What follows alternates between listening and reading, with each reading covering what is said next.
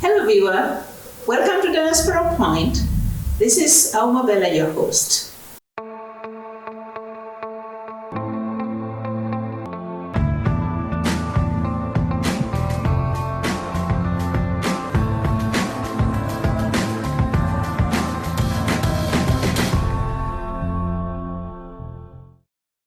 Today, we are going to do something a little different. We have been used to doing this fireplace kind of story, telling, interacting back and forth.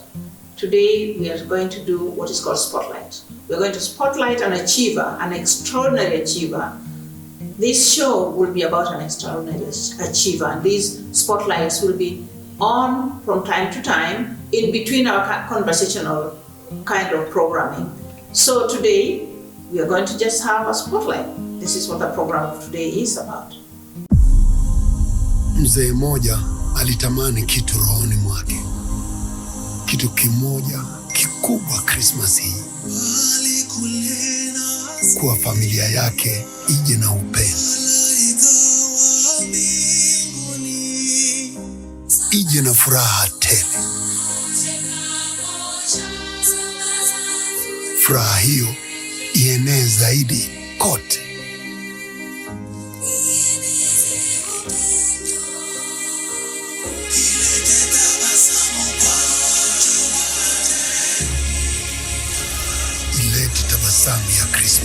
As you have seen, the target of our spotlight today is none other than Oliver Litondo.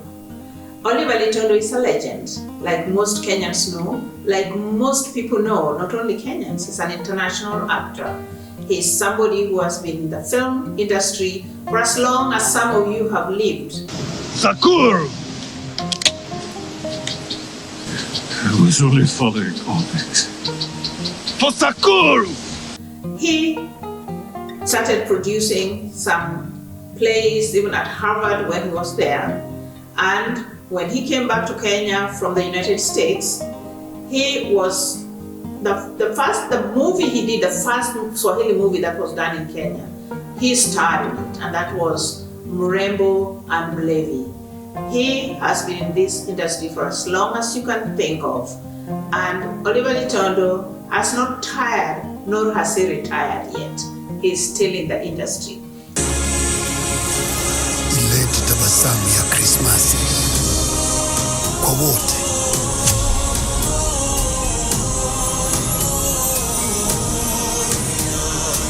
Sambaza furaha. This December, as we are approaching Christmas, he has pleased our eyes with a Sambaza commercial, and it has just been amazing.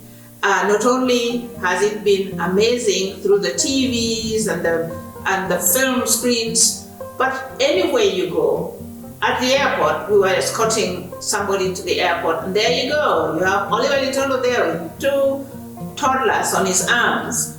You pass Nakuru, the bridge overpass. Oliver Litondo is there and this is just one of the latest highlights.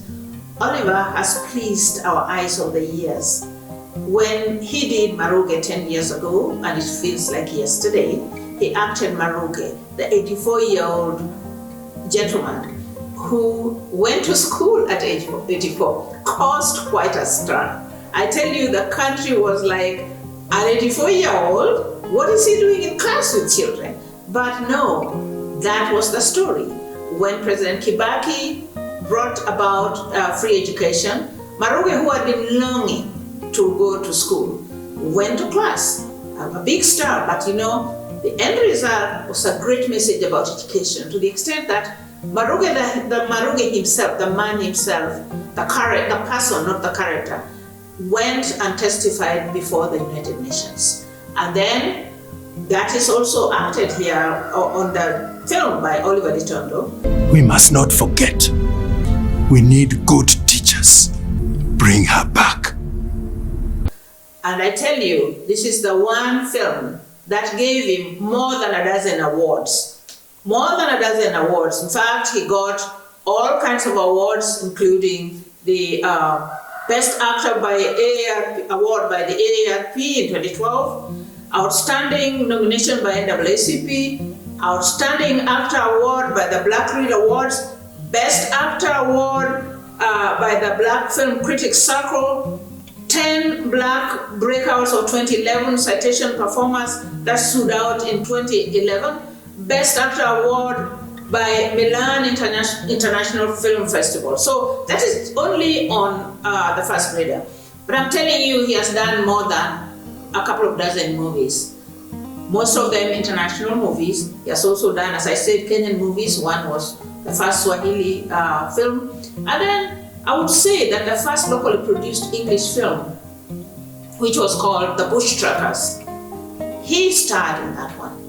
He starred in The Bush Trackers. And that one was formally launched, premiered by then Vice President Kibaki. So I'm saying that this gentleman was born to act. If you cut his skin, I can almost think what will come out will be film, or it will be acting, or it will be video, or it will be something entertaining. So he is the guy to look out for, and he is the guy who is not going to retire. He still loves film. Look at him when he's talking about film. It's almost like flying. It's like he's growing wings. So this December, as we said, he has entertained us with a beautiful, wonderful Sambaza Christmas. Now, Oliver has also gotten tremendous number of awards. He has gotten awards that you would just, if they were to be displayed in his house, I think it would require a whole couple of rooms. He got the National Hero for Lifetime Achievement in Film, bestowed upon him by President Mwai Kibaki. No, bestowed upon him by His Excellency President Uhuru Kenyatta, and that was the last one he got in 2018. And then he was inducted into the Riverwood Awards Lifetime Achievement by Kenya Classification Board, and then he got the African Achievers Award in 2014 at the State House, Accra, Ghana. And then he was inducted into the Movie Wall of Fame by Mnet, Lifetime Achievement in the Movie Industry, August 2013. And then he went on to earn the National Hero for Lifetime Achievement in Film Broadcasting and Journalism, bestowed upon him by His Excellency President Mwai Kibaki way back in 2011. He got the Kalasha Award in 2010. Now, those are just to mention a few. This is a man who has just been collecting these awards like a bank account, but that's another story. Oliver is an alumnus of Harvard University Loeb's Drama Center. He's an alumnus of University of Iowa, Iowa City, USA, Iowa Wesleyan University, Mount Pleasant, and Stockholm University, Stockholm, Sweden, as well as Swedish Radio and Television, Stockholm, Swedish Broadcasting Internship. He has the education, he has the career, he has done it all. Wow, this is impressive. This is an amazing journey. This is a journey that we have to look into and to see some of the things that makes it possible for somebody to succeed in the film industry. And one of the things that must happen, both the government and the private sector must support the film industry. The government should create an enabling environment for the film industry. The government should create incentives so that we can have foreign films coming in with their big hard currency and pay our actors.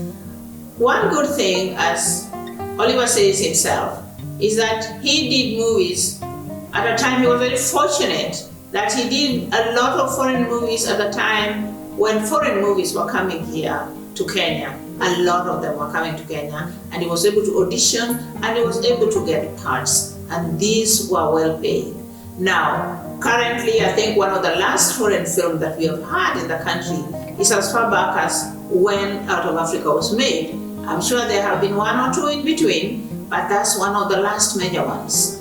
But we can't have that. We need for our country to give foreign filmmakers incentives so they can come to Kenya, make the film, our actors get well paid, our producers get positions in these foreign films, and then afterwards, after making the right kind of money, they produce their own film. But also, we need for Kenyan government, and especially Kenyan private sector, to look at film as an investment.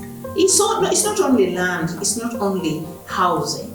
Film is also a good investment. In fact, film can bring return much faster than you can get in your land and or in your housing. But there's no competition here. I'm only saying that if Kenyan private sector varies its portfolio, it will be very beneficial to Kenyan actors, to Kenyan producers, so that they can produce good films and be able to market them well and be able to make money. If you look at Kenya's, how many films we make in Kenya, of course Nigeria beats us by thousands, and then you look at even Tanzania beats us. We make minuscule number of films. We should make, this is a country that was the leading film destination back then. What happened? Let's ask ourselves that question.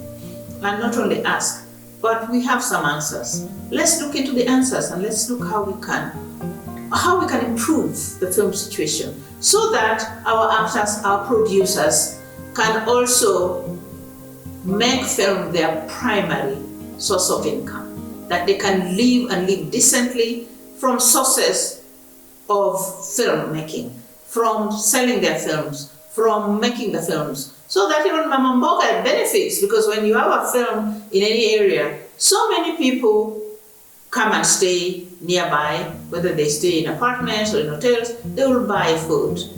Food needs to be supplied. A whole lot of things will need to be supplied. Let's think about film as a source of income and as a way of driving the economy. Film can drive even a country's economy in a very, very meaningful way. Let's look at film objectively and understand what is required and what we can do. We should not hesitate to take advantage of what nature has generously given us. Take Kisumu, for example, the city by the lake. The scenery there is fantastic. The people there are artists by nature. They're just naturally born musicians, filmmakers, film consumers. They're just artists. And we are not taking advantage of that. We must take advantage of what we have naturally. Just to give us evidence of the level at which, if art is nurtured, how far we can go. Look at Lupita, the first Kenyan Oscar winner. She is from this area, and that I could only say is because her talent was nurtured somehow. Well, we can assume that because her father, our dear governor, loves art. He goes to art shows, he goes to anything that is happening with art. And we're just hoping that before his tenure is over, he is going to do something major for the film industry. He has talked about it a lot, and we are looking forward to it. Now we have to make sure that Kisumu can have film launches very frequently. We can't afford this thing that's going on, that once every 2 years a film is launched in Kisumu. Kisumu also is the only city which has no television series that is produced here in Kisumu. Why? It's a big city. It's a city of art lovers. It's a city of film lovers. Why? Why can't we encourage the spirit of art, the spirit of film right here in Kenya? We have so much talent. It should not be just piecemeal. Maybe one person whose family can nurture is the one who makes it. We should all be able to make sure that we put our hands together, our hearts together, our minds together to nurture a city like Kisumu, which I'm using only as an example. Thank you, dear viewer, for watching us. Please do subscribe to our channel, give us a thumbs up, And please share generously our film as we continue, our program as we continue to build the film industry. Thank you.